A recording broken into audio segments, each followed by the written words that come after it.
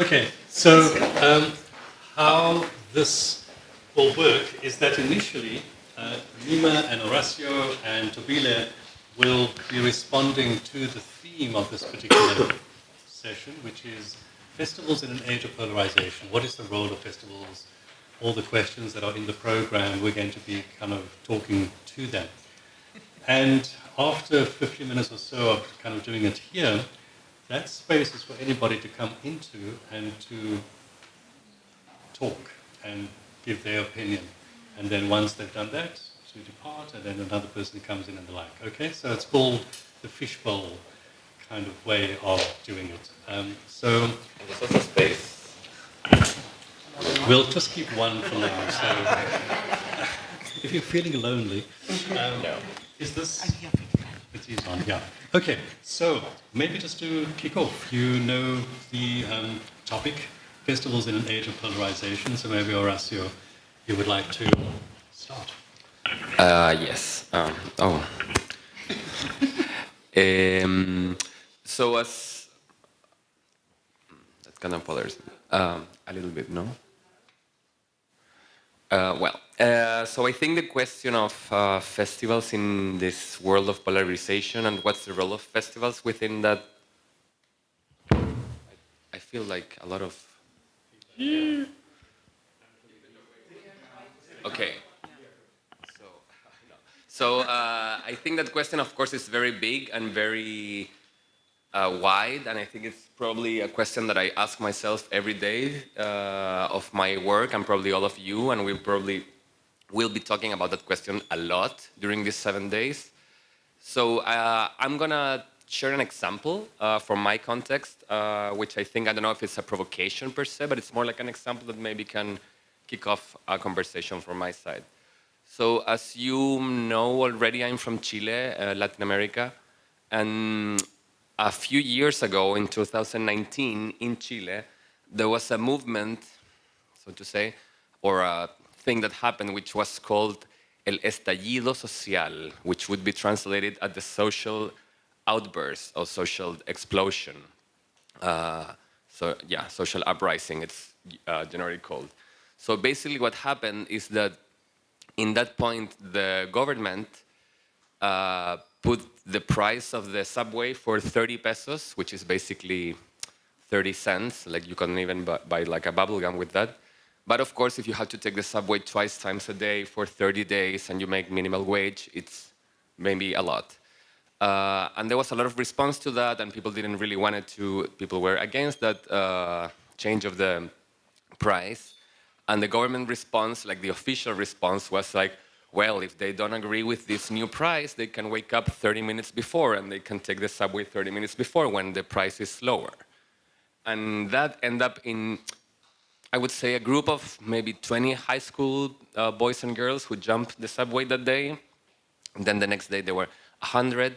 Then the next day were 100 in each train station, and that a scale into 1 million people protesting in the street. That led to, I would say, 1 or 2 months in which we went every day to the street to protest, because that was kind of an example of the mentality of Chile in that moment. You know, this idea of that we are very good, we are in a very, we're a great country, but actually it's very unequal, and that idea of great country, it was just for a few privileged people, but for the people who is in other condition was not. That was a huge shift in the Chilean context, which I'm happy to share with you during the week because it's very long to talk about that. But it was, of course, all these protests ended up in police brutality and people losing their lives, people losing their eyes, and it was a huge kind of revolution in the streets. This happened in October, and the festival that I was working at that moment happened in January. So, of course, we had to take into account that, because what was the role of this festival in a context in which people were losing their eyes just because they were, you know, protesting in the street peacefully. And what was very interesting is that, because also it opens a lot of questions of who we are in Chile, the kind of wording was, it's not just about 30 pesos, it's about 30 years, you know, the 30 years of democracy we have, and how that's affected our reality, etc. And what's beautiful is that within the festival, there was a lot of shows from Chile in the program, of course. And many times after the shows, there's like these post-show talks, which usually before was much about like form, you know, like, oh, how did you create this show? Oh, it's so beautiful, the staging, how was the process? And now these post-show talks became this very interesting space for people to share about their lives, their experiences. And sometimes there were like shows that were, I don't know, about like a family or whatever, and people would raise their hands, and it's like, it's so interesting that this show is talking about what we're living right now, and then this show is addressing the things that we are protesting about in the streets.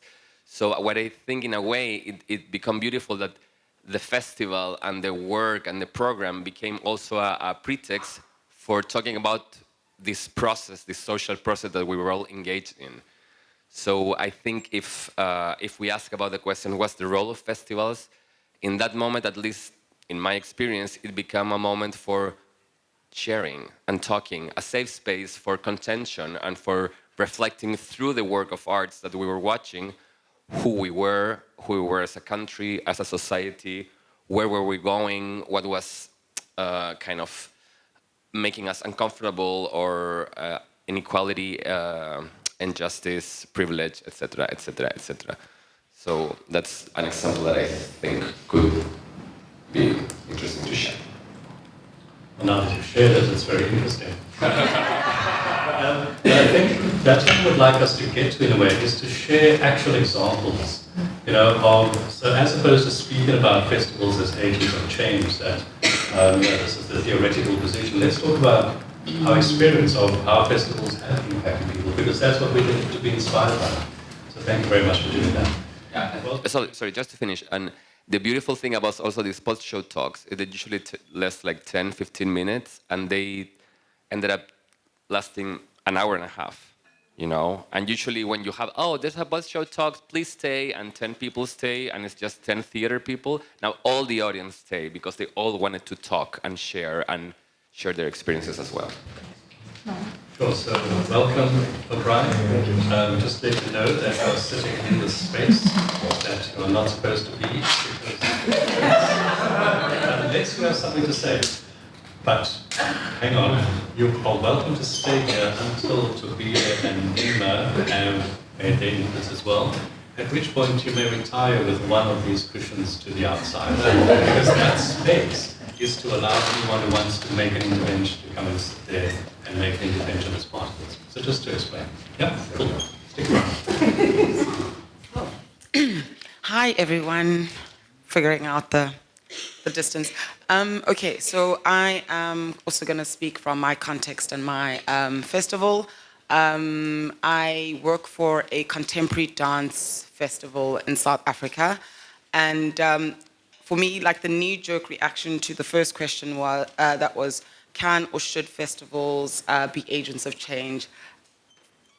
From where I come from, when I was born, the places I've lived and the experiences that I've had, the knee-jerk reaction is, of course they should be, right? As somebody who has been a dancer for most of my life, and a contemporary dancer in my later life, it feels like those two questions, that question cannot be separated from what I do. And so for my festival, of course, yeah. But one of my best friends is 10 years younger than me. So she was born in a very different South Africa to the South Africa I was born into. She is also a dancer, a contemporary dancer. And one of the comments she once made to me at one of our festivals, before I was properly working for the festival, was, why is it that contemporary dance in South Africa and contemporary dancers in South Africa are like they're exercising their trauma on us, yeah? Because for me, what contemporary dance is, it's a reaction to what is happening in the now. It's a response to contemporary issues, right? So how do you separate that? And it kind of took me back for her to say that, because for me, although we are in a new South Africa, there are still so many of the issues from our past that are very prevalent in today.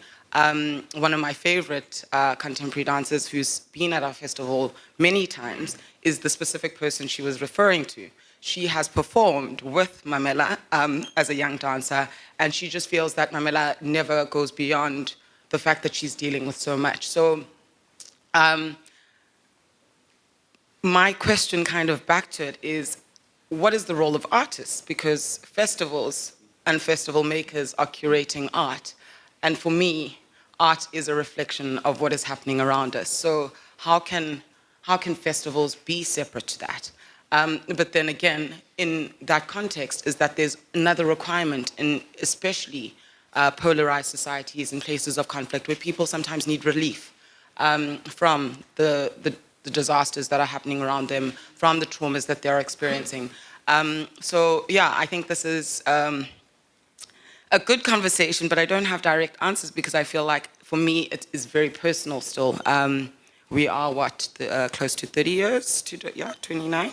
29 years of democracy and our country is a shambles. Do we have the right to be curating and creating festivals that are just about nothing? Yeah, and I think it also goes back to the point that Anton made last night about, if you are inviting artists from Ukraine, they're going to be making art about war, because that's their lived experience. But audiences in Europe to whom they are showing the same, that's not our experience. We don't want to see, we want to see something different. And so it's a very interesting conundrum, isn't it? Because you want to also build a market with yourself in a space where you want to understand their aesthetics and what is important to them. And what is important to you may not be important to them. So thank you for raising that, and it continues with the complexity of these kinds of questions. Nima. I have a lot to say, and now I really don't know where to start. I really don't want to finish the conversation that Anton started yesterday, so I want to start from that, and then appreciate your slides, which was really interesting, I think. I think the question that Anton brought up yesterday was, why are we doing art when right now there is houses being bombed in Ukraine? And that's a question that I got like 2 years ago, and I'm sure everyone either had this question or will have this question soon. And so I started questioning art and my role as an artist, that what am I doing in this world or in my society or in my community or in my household? Am I changing anything? Am I able to do anything? Or I'm just expressing myself and using art as a form of self-healing or maximum entertaining other people? So that's why I stopped making art for a short time. And I thought, okay, maybe I should try different mediums, and then I realized maybe festivals would be an answer to it. I will explain through an example that I'm going to talk about. When Anton started talking about this, I asked him one question after the talk, and which was, I wanted to ask it during the panel, but I asked him the first question, when did you get your tattoo? I'm not sure if you saw his tattoo. Can you show it, please, to us, the one that I mentioned? I was looking at his tattoo all the time, No More Pain, which is really interesting. And I was curious if he got his tattoo after the war or before the war. And he told me it's not related to anything social or political, it's a personal thing. And I'm sure we got, or we will get to this point at some moment in our life. It's going to be an event or something that we get alerts about pain or suffering. It can be ourselves, our peers, our family, whoever. And then I thought about equality and equality of pain. And I was thinking, when there was no war in Ukraine, like 2 years ago, 3 years ago, there was a war in Syria, there was a war in Palestine, in Afghanistan, everywhere. And they were thinking exactly the same thing. And you were having a festival in Ukraine, probably. And I was participating in a festival in San Francisco. And every time people can criticize each other because they are ignorant of what's happening in the other side of the world. And this conversation started today as we brought up FIFA and Atelier, which was an amazing conversation. I really didn't expect that. So we always talk about equality in education, healthcare, gender equality and all of this, but we never talk about pain equality. I mean, whose pain is more sacred? Whose pain is more valuable? Is my pain more than yours? I mean, we never get to conclusion, I think, because I have been through like bad times, and I'm still traumatized from like 10 years ago that I was in, I was arrested for whatever.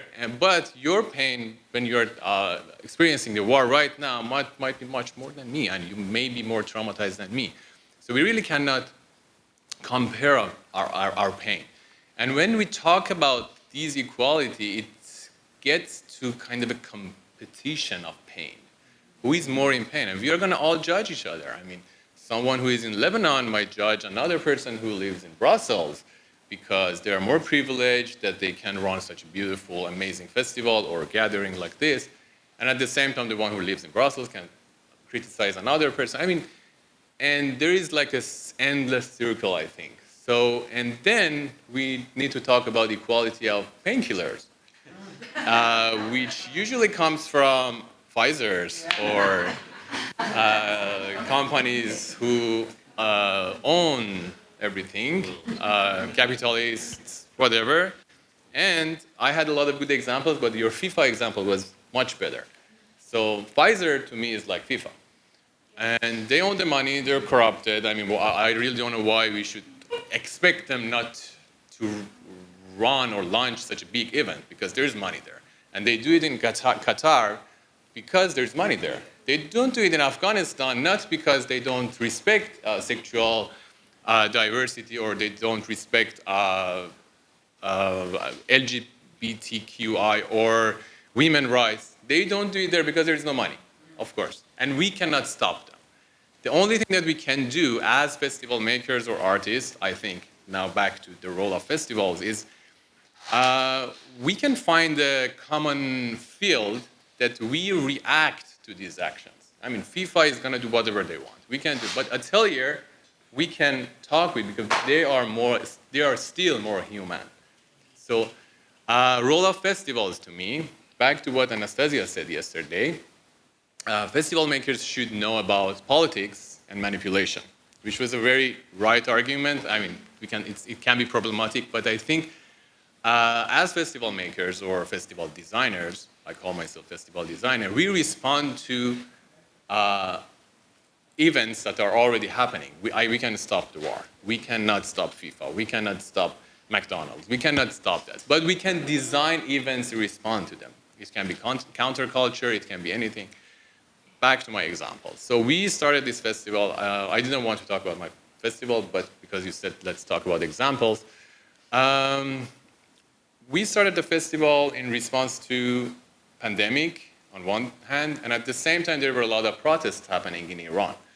And people were doubtful if they should do theater or art for public or not, because most of the venues are under supervision of the government. So if you want to perform anything, you need to get a permission. And they started boycotting the public events, the artists. And then the audience started not going to the public events. And then in response to that, we thought, okay, there were a lot of underground theaters and venues. So we thought there should be another way to lower the risk, because most of our like underground artists and friends, they were in risk of being arrested or whatever. So we thought there should be an alternative, and we designed this online festival. So both to support them, to give them an alternative space to showcase their works, to express themselves freely with the lowest risk. Still, they are still subject to be arrested, whatever, but the risk is much lower when you do it online. And then, of course, the pandemic brought all of us together. So it was not only about Iran. So we wanted them to get connected to the international artists, and all the artists know what's happening there and the other countries. And it was not only about Iran. So these two reasons made us create a festival. And I became a festival director at that time. I used to work with festivals as consultant, whatever. But that time I thought, okay, I can be a director as an artist, not as a manager. And as a form of art, I made a festival, which worked, which, I mean, surprisingly worked. And a lot of people came together because we had one topic that we were all concerned about. It was our pain. I mean, and I really appreciate the COVID-19 because it shows us that we are all equal. It was the first time that we were experiencing the equal pain. Exactly the same virus would kill you and the same virus would kill me too. So that was the first time rich and poor, Muslim, Christian, whoever, whatever, so they were the same. And I think festivals need to find a common field, like a niche. I mean, of course, all the festivals, they collect people who are interested in music or in game or in drugs, whatever. So they find something in common and they do whatever they want. But as an artist/activist, I think that's the time that we find our mutual pain or suffering, which yesterday was the visa issue, for example. Most of us had this visa issue. So when we find that mutual problem or pain, so then we can get connected. And that's what Reconnect was trying to do, to connect artists from different backgrounds, different festivals, get together. And not only connect the artists, connect the festivals and residencies. And I had a very interesting conversation with Julia last night. And she mentioned, I'm talking too much, but I will cut it short. And she mentioned that she criticized whatever all of us are doing and said these festivals are in their bubbles. And she was right. I had no answer to her. And I think we are going to be local and in our bubble as long as we don't get connected to each other. I'm sure whatever we do for human rights or women's rights in Iran stays there and it doesn't do anything outside of Iran. And whatever you do in Ukraine stays there, unless you find one thing in common. For instance, it was the Ukrainian airplane, if you remember that. So Iran shot their own plane and killed too many people. That was my turning point that I stopped doing art. And it was a sad moment for both Ukrainians and Iranians. And then this became something that during the current ongoing revolution in Iran, Women, Life, Freedom revolution, a lot of communities, Ukrainian and Iranian, started working together and protesting together, and a lot of art collaborations started happening because Iran started supporting Russia, like with the weapons and the drones and all of this. So when we find this mutual or common problem or whatever, so then we can design, we can collaborate, and then we can break those bubbles that Julia was criticizing, that we are all living in our bubbles, in our festival, in our events, in our artworks, and all of this. So the role of festivals these days, I think, is be aware of what's happening right now in all of our countries and design things that can happen all together at the same time, and not only sympathy with each other, empathy with each other, and work with each other. One last thing, I'm so sorry, the FIFA thing. If FIFA didn't hold the thing in Qatar, none of us would know what's happening in Qatar. I don't support that, but if they don't go there, the media wouldn't cover that. And then the artists wouldn't do a lot of protests and all of this against that. I think our role is there. The FIFA has to go there, and they have to go there to, and then our role is to raise the awareness of what's happening there. And of course, Atelier can go there. And there is one solution, the last thing, those friends who were standing there, who were against going there, I totally understand that. They were afraid of their security and safety, which makes sense. I'm afraid of going to Ukraine. I'm afraid of going to Afghanistan, Syria, whatever. But our solution through the festival was, we thought, okay, Atelier cannot go to Damascus, but they can run the festival online instead of going there or Iran or Afghanistan. So the online thing, I'm supporting that area, is you're lowering the risks and you're spreading the word and the knowledge and education, and also you are breaking those bubbles. Thank you. Thank you. I'm not sure whether personal conversations are under Chat and Mouse rules. And Julia, would you like to explain your, just to give you an opportunity? Look, I'm, you know. You should move, though. You should move, though. She has to come. Oh, Brian. She needs to come here, though. Yeah, Brian is going to. Stand. Brian, there's a cushion over there. That's not fair because yesterday I was drinking wine. And now that you are sober.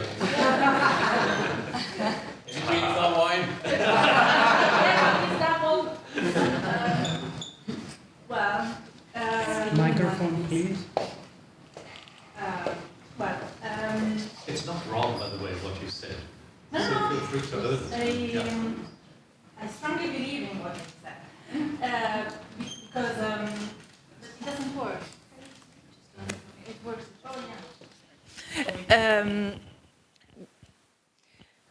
I think that festivals are occasion to break our bubbles, because in festivals, especially in that kind of festivals that take place in places that are not thought to guest arts, to guest culture, like streets, like squares, like bars, or something like that. For example, Fringe Festival or something like that, are occasion to break the bubbles, because you can fall in that kind of culture. You can watch maybe something that you have never seen before. So my scare is that festivals speak to people that already know that kind of art, and speak to managers. For example, I goes around festival a lot. For example, last year I've seen like more than 60 different festivals I have attended. Yeah, and in a lot of them there were like only workers of festivals and artists. So this is our bubble. This is we are speaking just among us. Just we are not speaking to a real audience. We are not speaking to someone that doesn't know what we are doing, and so. All our good intentions to make know what I don't know, human rights or something like that, all the things that we do in our good dreams, all the times stay just good dreams. And our goal, and I think strongly, our main goal must be how to break this bubble, to face real people, not us. Yes. Thank you.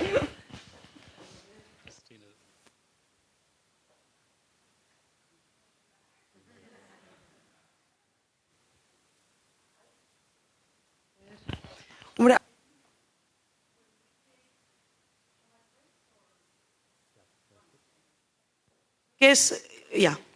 Festivals, when it is a big bubble, is where we need to listen to each other as well. And we need to listen to each other in a safe space, in our bubble space. And, we need to do a lot of promotion. We need to do a lot of outreach, education. That's our big battle to get to new audiences, that definitely. But for example, what we do all the time is what you mentioned that happened in the theater festival in those 10 minutes, create conversations. And there is a moment where we think, are we creating a conversation about the converted? We all think the same, about equalities, about things. But for example, one example, the New Yorker Festival. The New Yorker Festival, Eric Rebnick, he's the editor of the New Yorker, invited Stephen Bannon to his festival. Stephen Bannon, the ultra-right, pro-Trump. And then when he announced that in the newspapers, half of the invitees pull out. And half of the invitees that works for the New Yorker. And what did Stephen Bannon did? Disinvite him. So first of all, the first question, should he have invited Stephen Bannon to the table? What do you think? Is the ultra-right? Is the other? Yes, in principle, yes. I will say no, because one thing is to be the ultra-right, but one thing is to be openly racist and openly misogynist. I think there should be maybe, that's all up to discussion, certain lines where you wouldn't cross. I would invite the ultra-right, and we have to, but let's see how. But not someone that has got a microphone and is openly racist and openly misogynist in such a way. Secondly, once you invite him, should you disinvite him? Would you disinvite someone if people complain around? I would say no, but it's tough, because then he felt, of course, they want to talk about themselves. Of course, you see, they don't want us. So, it created the idea of to breach that polarization, created even more polarization. So it's not so easy when you think, okay, we should be open, we should invite the other, let's have proper conversations. First of all, you need to want to have a proper conversation. So, in this, what I wanted to flag up is this difficulty as well, not just reaching new audiences, but as well inviting other very polarize people to talk together in one panel. So that was my example.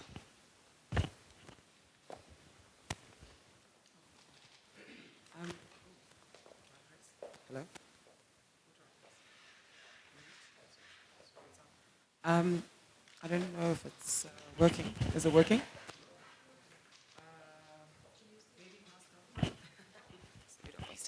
I think that's a really interesting topic that you bring up, because for me, I feel like it's very important to have the conversations with the other. I think, and myself and my artistic director, I think, disagree on this, because she would take the same stance. Don't put somebody who is openly racist or openly misogynist in that space.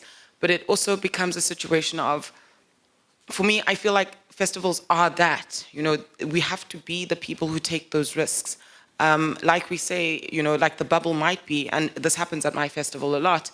Contemporary dance is not very popular. I live in a city where arts itself is just so we don't have huge audiences. And yes, the people who stay are the people who are already having the conversations. But sometimes the people who are having the conversations are having the same conversation. And sometimes we need to actually, for ourselves, because what then happens in those situations is then we also start to think of ourselves as somewhat exceptional, the forethinkers of, but nobody's challenging us. And if we don't get challenged, we stay in the same places where then, we become the imposer who's saying that, oh no, only so-and-so can come. And festivals suffer from that. People start to speak, because there's something that I thought about in the questions that you had brought up earlier, that somebody once said to me, we are the future enemies. So today we think that we are doing great, but in 10 years' time, we don't know what our actions today will create for future kids. So does it help us to be the people who feel like, okay, well, because I'm black and I'm a female and I run a festival, I am the authority on, do you know what I mean, these kinds of issues. Whereas somebody who comes from a different context, dealing with maybe the fact that in their country, homosexuality or LGBTQI plus communities are not accepted, that they can't speak about it, or that they can't tell us what the reasonings are. Because in 10 years' time, or in 20 years' time, or whatever long, we might all become nationalist countries. Do you know what I mean? Where we don't allow anybody in, and now we have to rethink, because maybe that is the safest way to be. Do you know what I mean? The safest way to preserve our cultures, our languages, or whatever the case is. And then it's now this undoing of. So if we've never had those conversations, I feel like festivals become the perfect place, because people who go to festivals are not necessarily everybody. They are the people who think that they are leading conversations and are leaders in whatever field. So shall we use AI to tell us what's going to happen in 15, 20 years' time, so we can anticipate and do a festival now that anticipates us becoming our own enemies? Just a question. But I was also going to maybe ask another question, and this is like not to be answered now necessarily, but we talk about festivals as being places of bringing people together, of reconciliation, but can festivals also play a provocative role? Can festivals actually be designed precisely to ask the hard questions, to ask the difficult questions, to provoke and to possibly polarize? So as opposed to festivals having a different role in the age of polarization, might there be a role for festivals that polarize as a way of working towards more socially just future? Just a question. I think I was very interested in the issue he raised about the mutuality of pain and the commonality of that.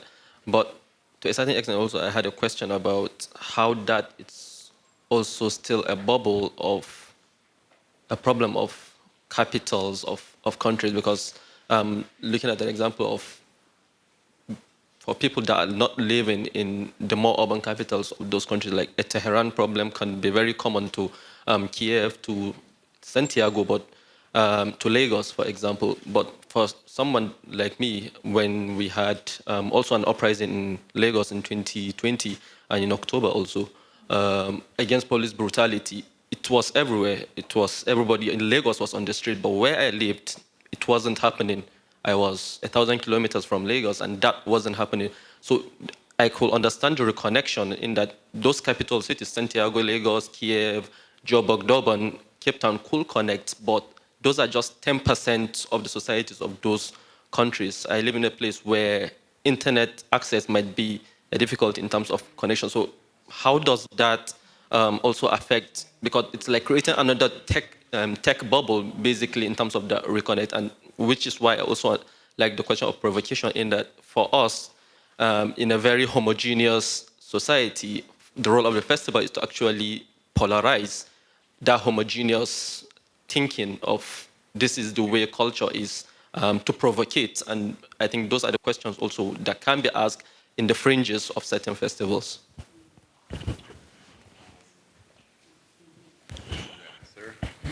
One.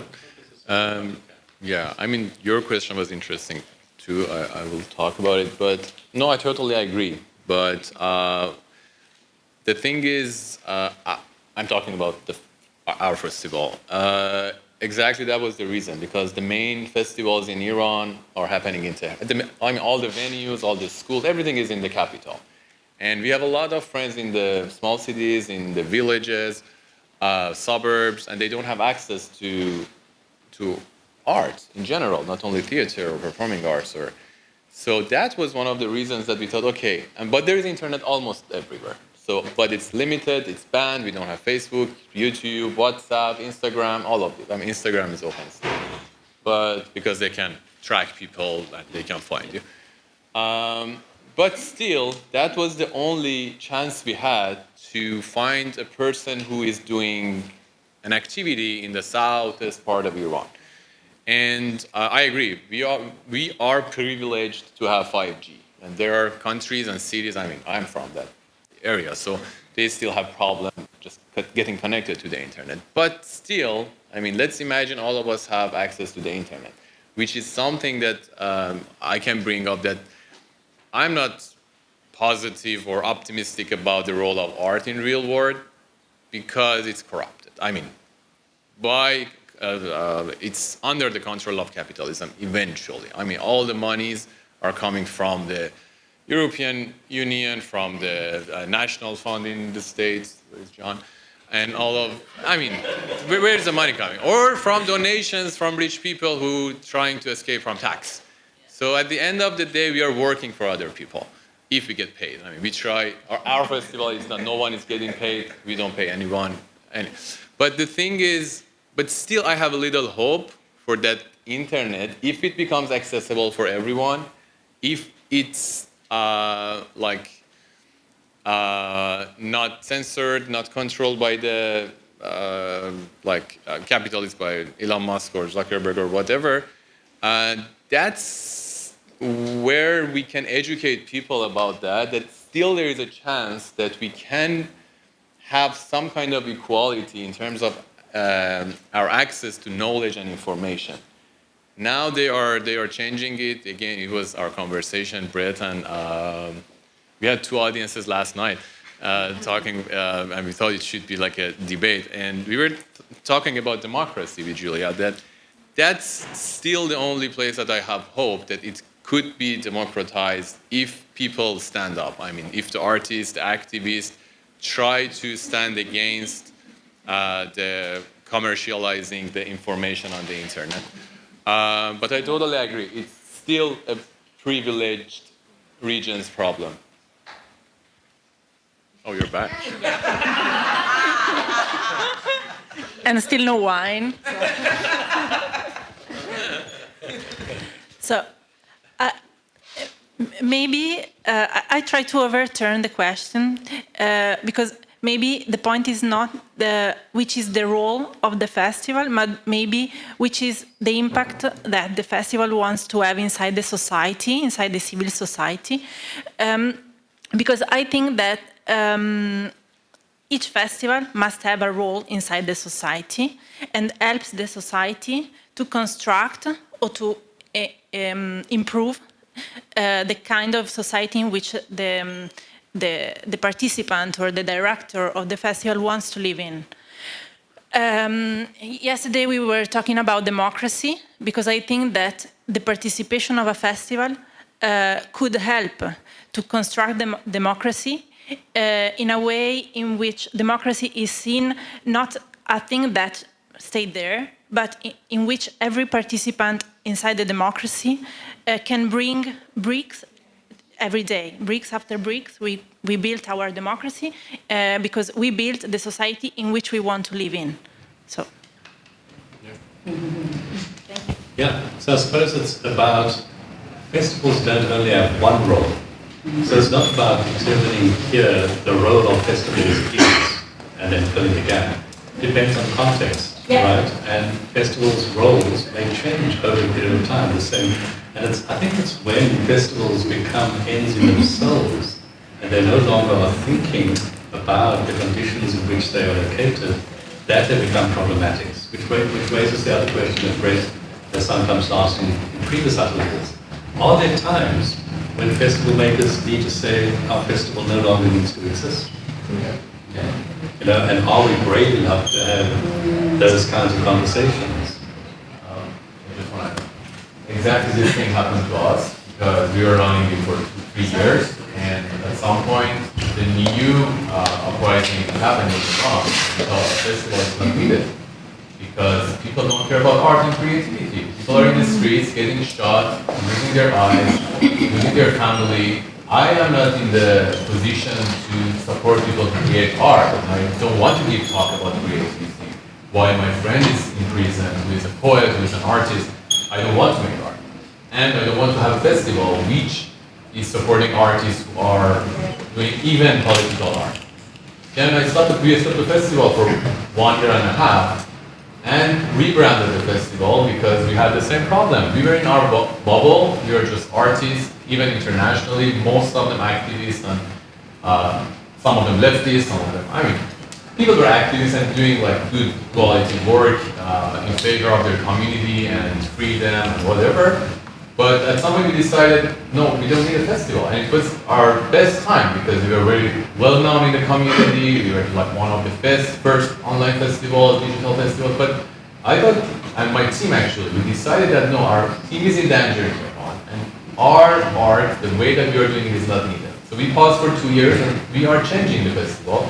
And we are asking festival, the artists, the theater makers, to create performances for the public, for the streets, and we called it household festival. So how we can stop doing art in gallery and even online venues or whatever and take it to the streets, take it to the staircases, to the coffee shops, to your neighborhood. And exactly that's why we try to break that bubble. Not break, explode. Yeah, that's no. It's the word. First. Yeah. First the bubble and change our mindset, and instead of doing online, do an offline thing.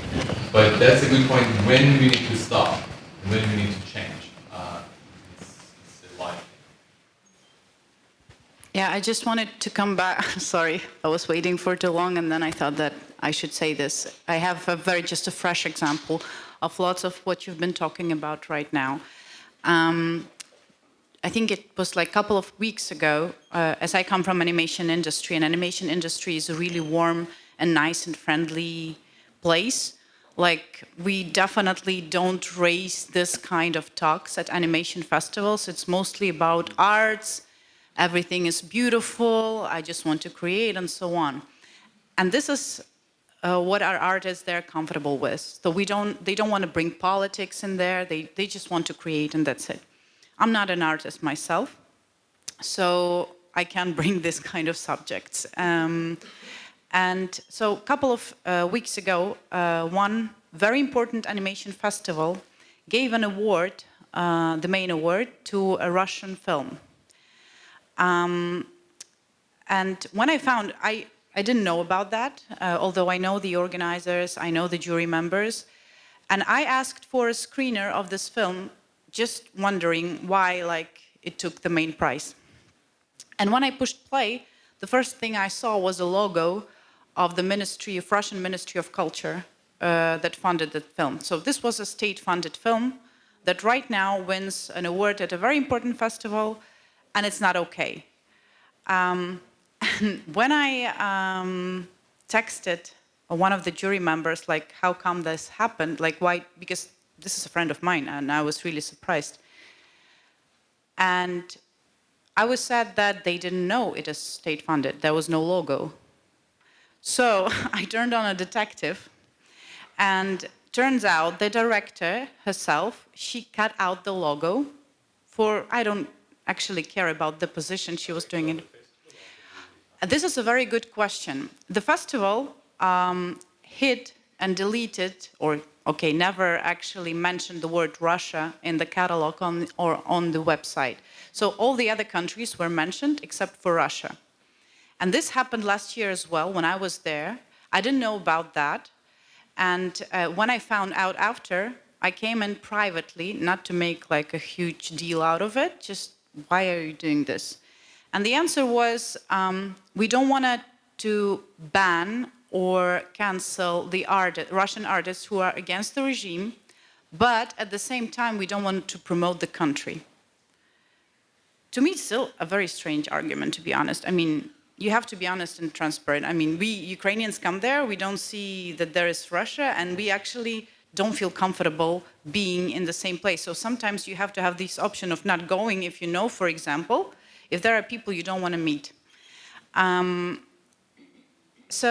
After all of this situation, I approached the festival again, because for me it was like a slap on my face.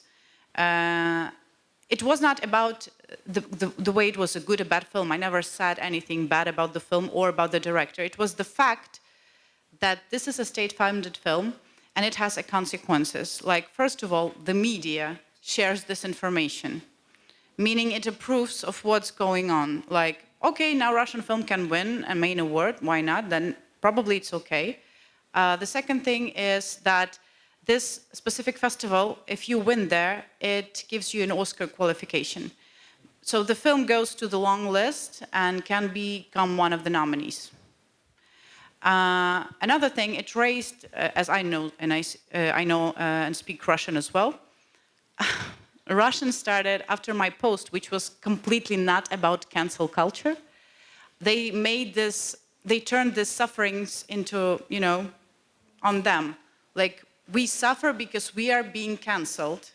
Like, and I understood that I have to make another post with like points without any emotion, without anything, because I understand, like you mentioned, there were wars before Ukraine and we didn't react to this. And I completely understand if people don't want to react or don't feel comfortable to react or don't feel the same pain about what we are feeling. I'm okay with that completely. I don't have this blind eyes on me. But when it comes to the war, it's one country and another country. It's not like this person or this person is good in this country and this one is bad. We have lots of traitors in Ukraine as well. But we are talking about the victim and about the aggressor. So if you are being raped, I mean, you will not go to the aggressor and say, oh, I'm so sorry for you doing this. I hope now you feel okay after raping. You go to the victim first and you try to support it. And when the festivals say that they support the country and then do things like this, I don't feel it's okay. And I feel I should say about it. Because and those festivals, they don't feel comfortable when I'm approaching this kind of question. Because again, we want to make art. Don't please bring policy here. And and then people started coming into the comments, sharing their war experience that they used to have in their countries, which is completely different from mine, for example, because I don't compare other people's war experiences. It can be completely different, as I said yesterday. Eventually, in the end, there was no statement from the festival, but it raised discussions among other festivals, because nobody asked Ukrainians about their position, about how they feel, but every festival said that they should support Russian artists who fled. So you see how the discourse changed just from one thing. And obviously, Ukrainians also should not get too emotional. Even I understand that sometimes it's impossible, but when you come to arguments, you have to have arguments. You cannot say with your emotions, because nobody will understand your pain. They're too far from it. And so you have to take this pain out and act as rational as possible. Yeah. Well, thank you for that. I think it's an interesting, well, there are many interesting points, but the point, and I think it relates to what Nima was saying earlier on as well, that in a way that even when festivals deny that they are political, or that they are, in a way, because, and I think that that's what we mean when we talk about the arts being political. It's not necessarily that there's overt content within the art, although there might be. It's about where those festivals or art making is positioned in relation to that which is hegemonic in terms of cultural power, political power, economic power, and the like. So, you know, you don't take sides by virtue of necessarily standing up and saying, I'm taking sides. It's about who's funding you, who are you genuflecting to, who are you more aligned with, subtly, and so on. So these are the things that, as festivals, who even want to just do art, you know, we need to be aware of and be interrogating what it is that we are doing and what we are projecting through our doing art. You wanted to say something, Mila, and did you want to come into the space?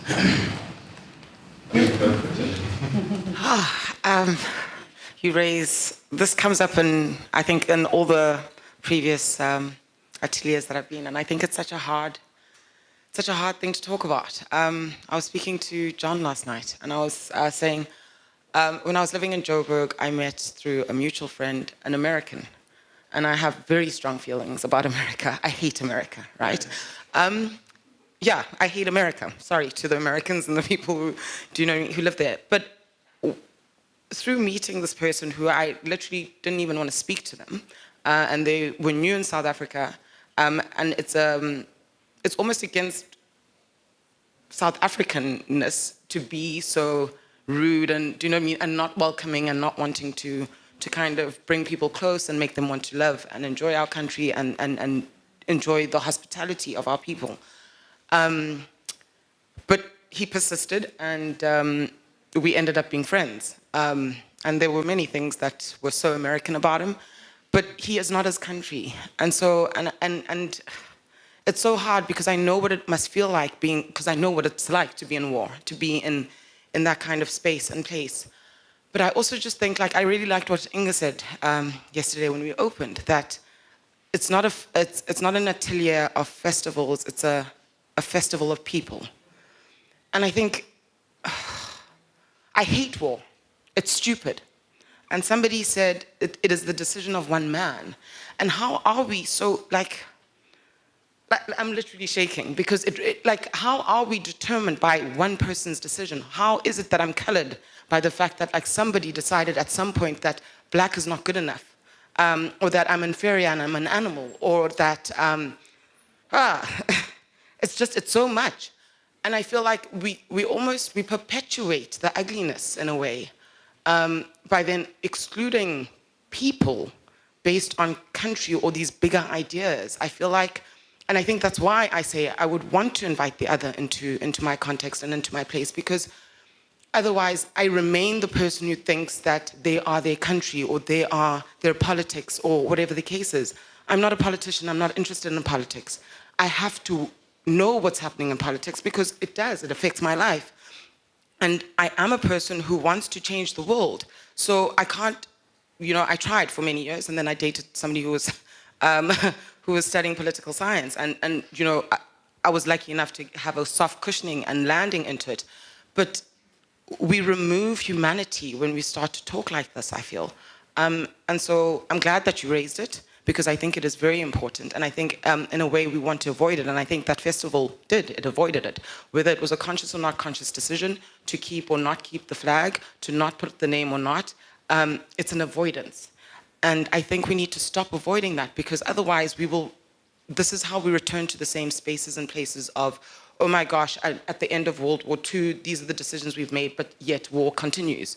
Do you know what I mean? That there are still countries that their wars are not important enough to be televised, that there are situations that only certain places know about, but we're expected to be aware of something that is happening miles away from me, and I must care, and I must have a position.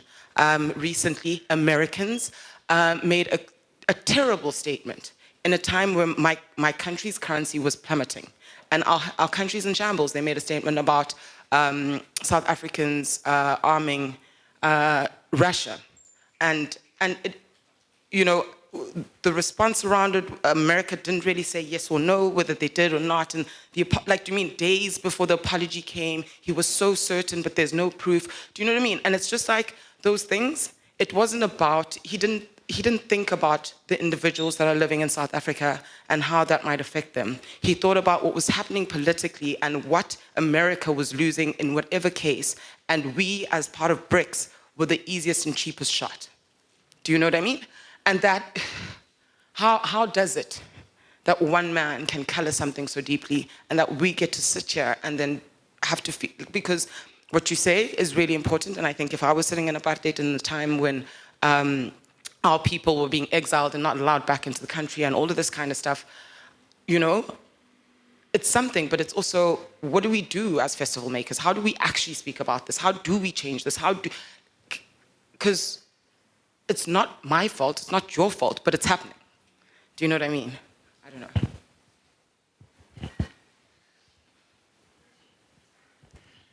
Maybe just to ask a question, how many people in the room know about the struggles going on in Haiti? How many people in the room know about the struggles going on in Ukraine? So talking about these bubbles and about the other, I feel that it's very dangerous to talk about the homogeneity of the other. You know, because we put ourselves in a position as if we are thinking alike. And I don't think we do at all. And I think that there is a lot of work to be done in our bubble. And one of the things that the Festival Academy is trying is bringing actually the other in the room, you know, because we are many others here. So I feel that one of the roles of festivals is also to recognize that and to use it within the structure of how we organize it, like through this kind of collective curation models. If you look at, for example, what happened in Documenta in Kassel, and I don't know if everybody knows about it, but where they had a collective of curators with also a Palestinian, which then was removed from the program. These are the kind of polarizing situations, I think, which exist in our society and which show very much that also on the artistic level or on we are not on an equal side and we don't have the same rights and the same voices and we are muted by the power of lobby or money or whatever. So for me, this is something to reflect about, I think, when we think about festivals, but also how do we make our bubble bigger? Because I do think that we need this bubble, you know, we need to find like-minded people to feel encouraged within this world. So it's not only about going to the extreme right and trying to convince them immediately, because this is maybe not going to happen, but it's about this kid on the street that maybe sees a work of art and his life is being transformed. And we have stories in the room of that, how all our lives have been transformed by a piece that we've seen, by a festival, by a movie, by music that we heard. And this power is accidental in a way, but is massively important. So if we can strengthen our own bubble and grow that already, you know, and include on many levels of our festivals others who can work with these groups that we try to reach. Because this is also a thing. If you have a festival just run by, let's say, white Europeans, to give now if you don't include the people that you want to reach in your structure, and I know that we're limited in resources and there is a lot of creativity needed, but work with people who represent communities that you want to include. Just a thought.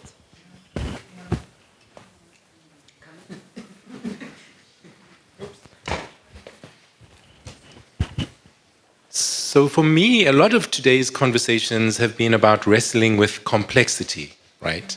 That there's complexity within, that there's complexity in the other, so-called, that there is no one Nigerianness or South Africanness and so on. And so what I think this session is about how festivals can play a role in that context. And it's about the strengths, but also the weaknesses, which are sometimes the same thing. Because festivals are soft, they can be places that can't change laws immediately and so on, but they offer then a space of a kind of agile sharing of ideas, of listening to voices. And so in the contexts where we are, where Inga ended up is saying, you know, there's an inherent tendency for us to focus on the content of our programs, because this is the beautiful art we want to share. But I think festivals are rarely special and challenging because the quality of a festival is also about the kinds of people it reaches and the diversity of perspectives it reaches. And so this makes it difficult to have a specific policy on everything. And maybe it's okay, and so this is, I suppose, what I want to contribute to the conversation. We've been talking about culture all morning. I don't believe there is such a thing. Culture is always written for me with a question mark over it because it is always being contested, remade, and anyone who wants to legislate culture is already trying to catch up with something that has moved on. And festivals are powerful because they can allow the play of culture, the contest of culture to become visible or audible for an audience because we focus conversations in one place that are sometimes segregated, that don't ever interact with each other. So for me, the power of festivals often is, alongside the content of what we produce and present, is how we create opportunities for those voices to be heard in their complexity in relation to one another. And for me, one of the things that enriches me when I visit a festival is that I don't get an orthodox point of view, that I have to actually try and process the complexity that is presented, not only what is presented, but how and to whom. Thanks, Brent. I was also just wondering about the extent to which we, as a sector, sometimes our thinking is shaped by the position that we occupy in our respective societies, which generally is a marginal position. So we live quite a precarious life as festival makers, as artists, generally where there isn't great public support for the arts. In countries where there is that might be different. So the struggles just to survive and be a festival become the all-consuming driver of making a festival, so that it then becomes a case of how do we exist? So it's like an existential question for a festival maker. So sometimes the pressures in order to be able to exist means you have to compromise on who you get your funding from and what the funders want you to do in order for you to survive. So you become a vehicle for a corporate, you become a vehicle for government who gives you a whole bunch of hoops that you have to jump through. These are the disabled women, rural people that you have to tick your box with in order to get that funding, as we know. So these are some of the complexities in which we are having to make festivals. It's our very existence is up for grabs at the same time as we are facing all of these pressures about what is our mission? How do we understand our mission in the context of where we are being festivals? So I wanted to add a quote that comes from Resmaa Mekhma's My Grandmother's Hands. And I don't know if anybody's engaged with this book, but it's around somatic practices of racialized trauma. And I've heard you both talk about trauma. But he also talks about what is culture. And he says, trauma decontextualized in a person looks like personality. Trauma decontextualized in family looks like family traits. Trauma in a people looks like culture, our bodies of culture. And it just felt, from all that you've been talking about, as a place to pinpoint this big thing that we call trauma. That's not so big because it's about, Trauma decontextualized in a person looks like personality.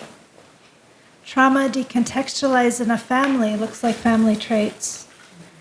Trauma in a people looks like culture, bodies of culture. My Grandmother's Hands. I really recommend it. Great, thank you.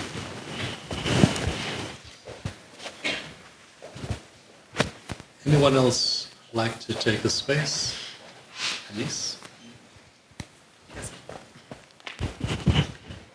Thank you.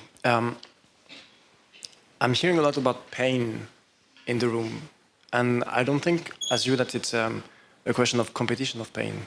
We cannot judge the others, but we can be open to this. And hearing also about yesterday's discussion, if there is pain, there is a space for healing. And how can we make this space for healing? This might be one of the purpose of a festival. So I think you also have to work on the different populations, the different targets of your festival. One, it has to make sense for the artist, the festival designers. It has to make sense for the audience. Why do they come here? And I love art, and I have nothing against art for the sake of the art. But there is something more. And I think that now, today, we cannot be just in, again, our bubbles and not think about these big, complex societal challenges that we have around us.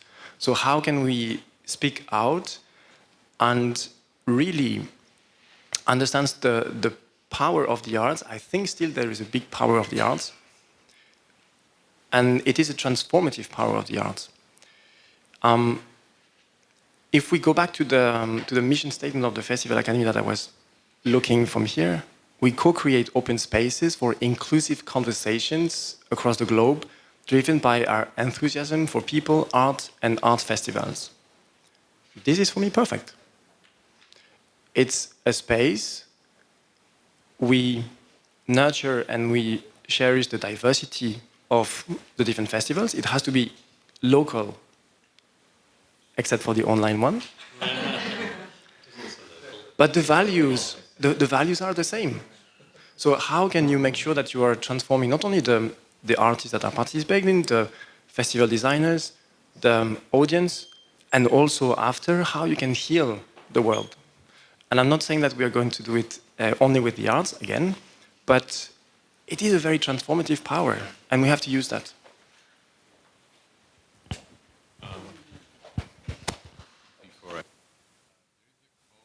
From a very influential activist, teacher, woman, storyteller, Iranian, Turan Mirhadi, and she says, turn the big pain to big work, or transform the big pain to big work. And this has become our mission, like, since this documentary came out from her, which is, I think, very valuable and very relevant to what you just said. There's a happiness index. Is there a pain index? The happiness index with all the countries kind of listed. There's a happiness index. Yeah, there's a happiness index and lists all the countries in the world according to how happy the people believe they are. Yeah. So, sorry, I had actually more of a provocation and a question for the three speakers and anybody else who wants to contribute about the role of festivals as change agents in the context of subversion. Like, how do you use subversion and lightness as techniques and tools to trigger change? A lot of what we've spoken about is what is, I can clearly, very evidently see, informed by a political context, immediate realities, and perhaps a lot of pain and trauma that all of us have been carrying. If we can move this from that to, like I was mentioning yesterday, what else is there on that spectrum of change? And often how humor, lightness, and subversion can be used also. And maybe other techniques if anybody else has any other suggestions. Well, maybe just while they're thinking, I can give an example of this. We were about to have our second election in South Africa post-1994. In fact, we were going to have our local government elections, and I was living in Durban at the time. And so we as artists kind of used that as a way of kind of subverting some of the things. And also we were having a similar election later on when I moved to Cape Town. And during the anti-apartheid struggle, there was one particular organization that had the slogan, one settler, one bullet. And when we then put up our posters, we had this thing saying, one settler, one ballet. Which the ballet people found very controversial, and they kind of And I was like in the marketing department of this particular theater at the time, and we put this up, and it's like also end poverty, support a dancer. So we were playing on all these slogans of political parties and using it to kind of subvert, but also interject. And the funny thing is, with these ballet folk, the Cape Town City Ballet coming and saying, this is really not appropriate, you didn't discuss this with us, and you should have taken it out. And eventually it was on the front page of the Weekend Argus, which is like the major newspaper at the time, with 600,000 readers. They all saw the ballet was going to be happening at this particular theater. I said, hey guys, what we did was for marketing purposes. And there we go. But it works. And actually, I have a very interesting example as well. This wasn't in the context of a festival, but there are communities of musicians in India in certain parts where music is a part of the social structure. So there are certain communities who are asked to perform music for patron families. So there's caste system integrated, but that's conversation for another evening. But what's interesting about this community is, and you would have heard Rajasthani musicians, langas and manganiyars. If not, we'll put it on that playlist that Mar has sent. But they are not trained in classical music, but it comes from community training.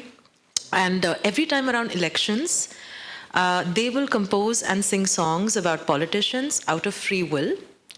And if they like them, it'll be nice songs. If they don't like them, it'll not be good songs. Sometimes they are paid and sometimes they are not. But what's really amazing about this is that it becomes a part of the local culture. Like people sing it when they get together in the evenings. They've also been paid to make these songs happen. But what happens at the bottom is the community is like, they know that this is a performance. So while they're absorbing the messages, they know that politicians are like that. Today I'm going to say something nice about them, and tomorrow they'll turn after the elections happen. And all of that is integrated into the storytelling. And these are communities that may not access radio for news, that may not be able to read newspapers. So for me, that was interesting to see how culture was used to, in a way, challenge or make their own voices heard about what they think is going on here. Yeah, I just wanted to share that. And hence my question about subversion and lightness. There was actually in the DRC, there was a time when the way in which musicians could make a living or earn money was by including a wealthy person's name in their song. And they got paid to do the song, and so the song would be on radio, right? And it would just play all the time, and their names would be there. That's how they generated the income. So it just made me think of that. Shrishti.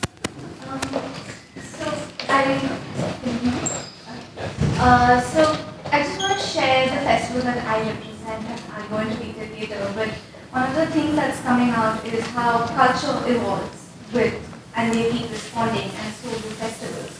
So this festival, FESCO, it started on the whim of 20-year-olds who just loved a play by a young performance college team, and they said, more people need to see that. So they started the festival, and they thought that was it. So they did 3 plays, and they said, okay, we're done.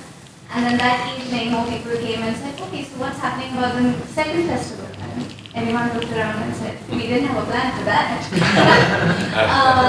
And this is 25 years later, and this is the 25th edition. But 3 years back, I was writing this chapter in a book called Young People and Theatre.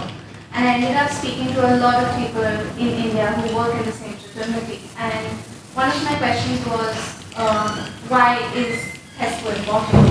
Or is it still relevant? And one thing that came out was the fact that it is relevant because it keeps changing. And the biggest reason that the festival continues is because it is not what it was when it started 25 years back. And I think that is the power of festivals, because it needs to keep responding to the community that it is serving. So for FESCO, it's serving the under 25-year-old community to get them, it's an access to theatre. It's one step closer to figuring if theatre is something that you want to continue or want to do. And it keeps changing. And that is the power of the festival. So it's just something that I wanted to share, and the relationship between festival and culture. Great, thank you. Are you coming into this?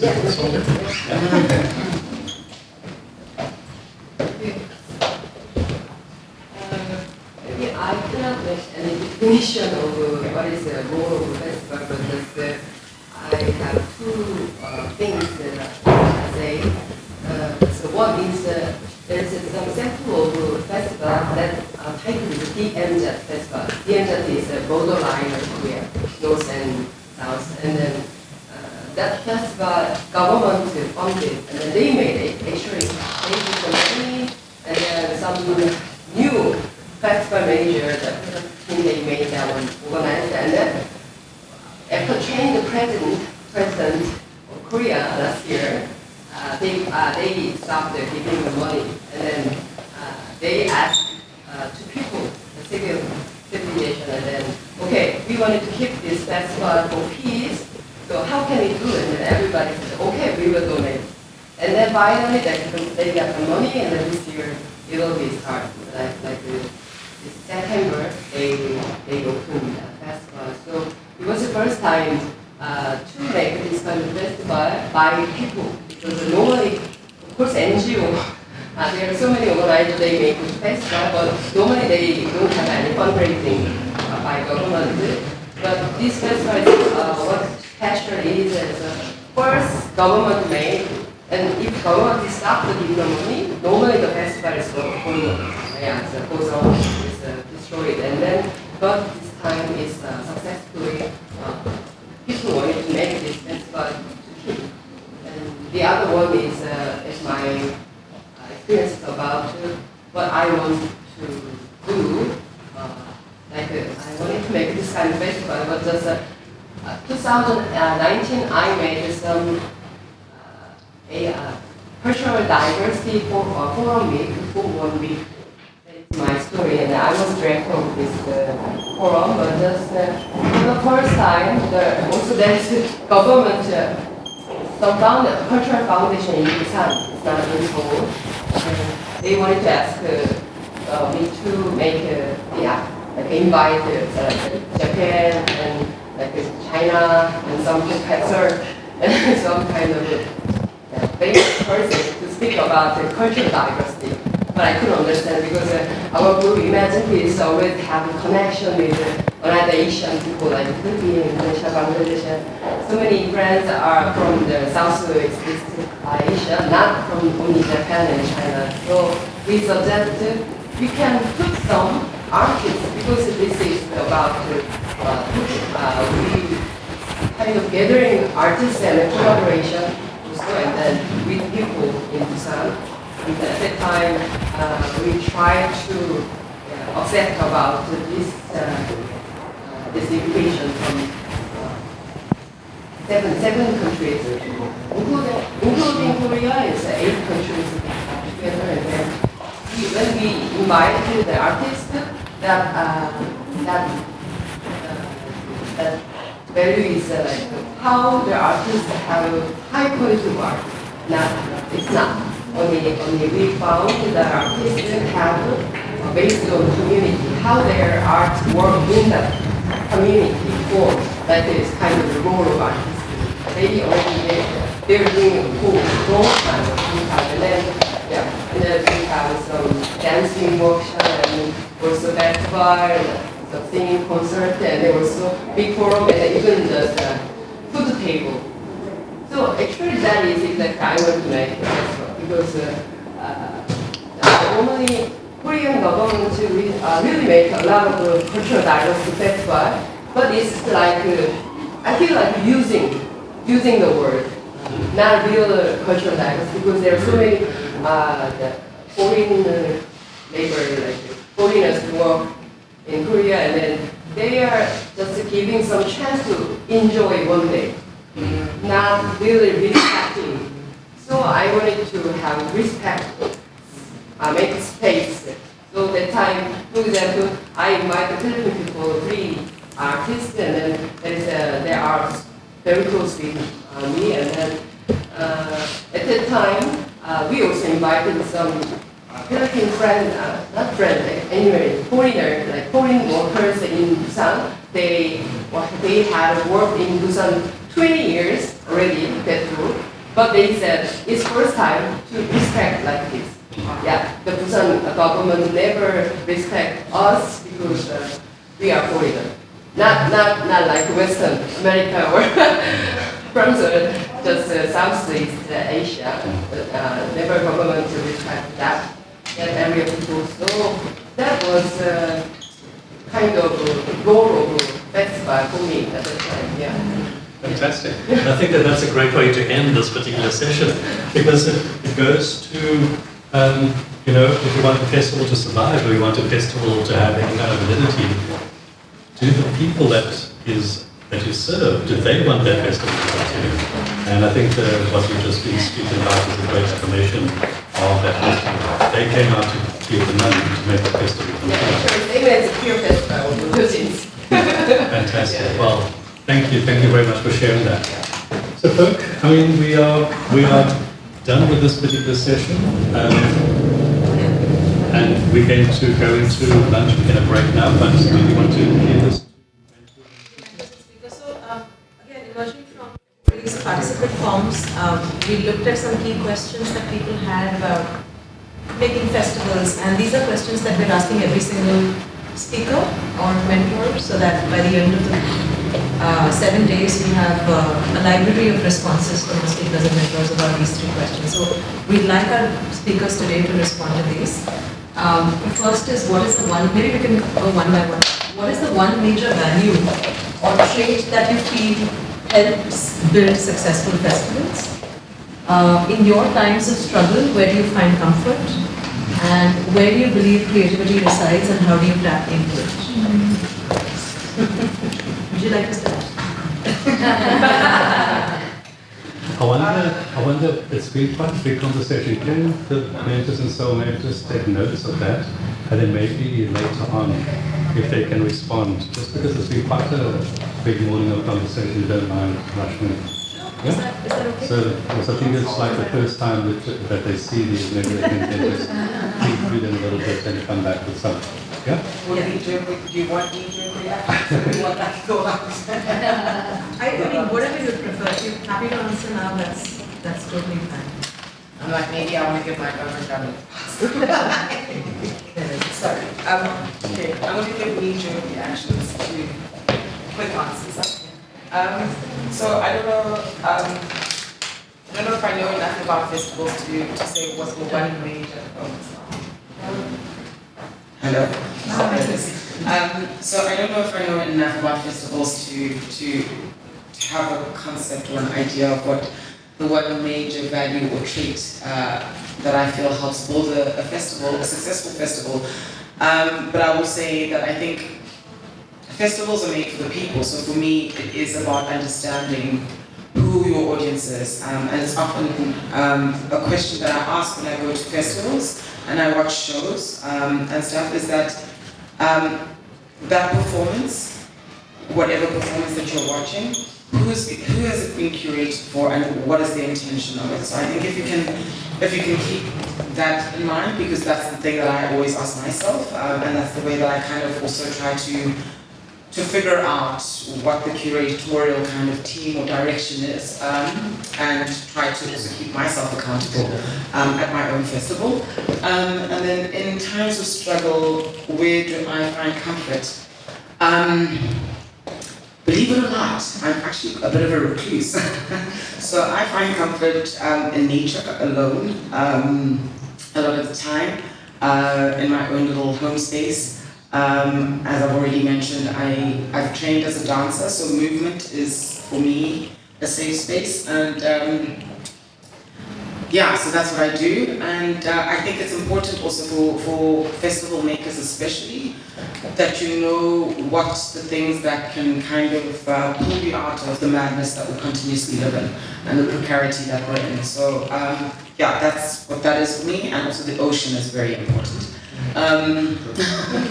Where do you believe creativity resides, and how do you tap into it? Oh, that's a big one, hey, because I think, I don't know, this might be trauma, but I often feel like I have a lot to kind of give in that kind of way when I've been provoked in some kind of way, and I think that is definitely maybe just a result of my context. That for me, creativity is not necessarily in speaking, but it's in expressing. And coming from a place where, it wasn't so easy for people that like me to speak or to be heard and kind of stuff like that. Yeah, actually, wow. Oh, wow, what questions, huh? I just, sorry, something just like, oh, that all makes sense now. I went to boarding school in the early 90s. It was apartheid, and it was an all-white boarding school that was starting to introduce black kids because they kind of felt that democracy was coming, and private schools that like to be forward-thinking. I was very young, so I think I was also struggling to kind of navigate the place that I was in, being one of the only black kids in the school, not being allowed to speak my own language, having to kind of suppress myself and assimilate.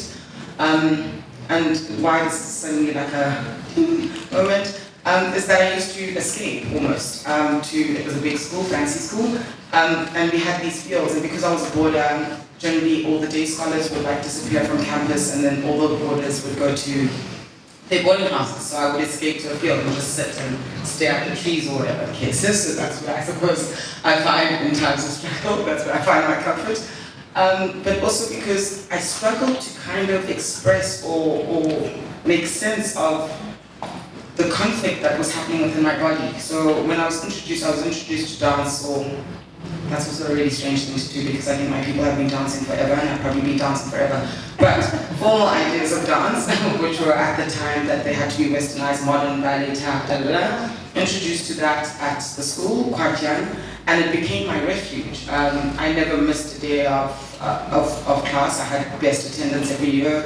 I fought with the head of boarding, because as a boarder you need to get special permission in order to be able to go out. So like if there was a show, I sometimes wasn't allowed to go because I didn't get the letter in on time or whatever the case is, and that's I guess where my activism kind of came in.